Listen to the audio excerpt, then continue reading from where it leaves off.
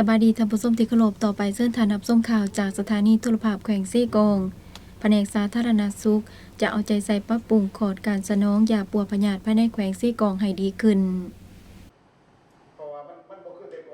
ดร.บัวไล่เกตจันทร์หัวหน้าแผนกสาธารณสุขแขวงซี่กงได้รายงานในกองประชุมองค์การปกครองแขวงประจำปี2022เกี่ยวกับสภาพการสนองยาปัวพยาธิที่บ่ทันเพียงพอต่อผู้มาใช้บริการอยู่ห้องหมอและยาผ่านมาถึงว่าคณะภาคคณะแผนกสาธารณสุขแขวงได้เอาใจใส่แก้ไขขอดการสนองยาปัวพยาธิด้วยความรับผิดชอบแต่ยังบ่ทันตอบสนองได้อย่างเพียงพอซึ่งมีหลายปัจจัยที่เฮ็ดให้ขาดแคลนยาปัวพยาธิและในตอนหน้านี้จะเอาใจใส่ซอกทุกวิธีทางเพื่อให้ได้รับการแก้ไขอย่างเร่งด่วนที่ปรับปรุงให้มันดีขึ้นเย็นของเรากำลังเร่งใช้การปรับปรุงระบบ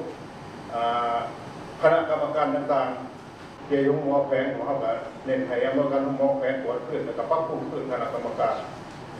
ที่นี่ผมก็ซื้อยาเข้ามาใน500 ล้าน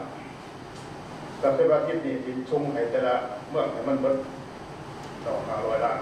แต่ว่าปัญหาว่าเพื่อ500 ล้านที่เอาจ่ายไปมันเงินที่จะไหลมาได้ใช้ขึ้นมันต้องไปใส่เรื่องละราคา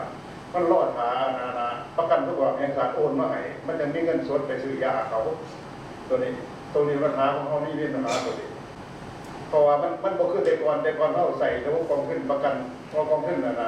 หมุนเวียนยาไว้ว่าเขามาแล้วผมเข้ากับทำจำหน่ายยา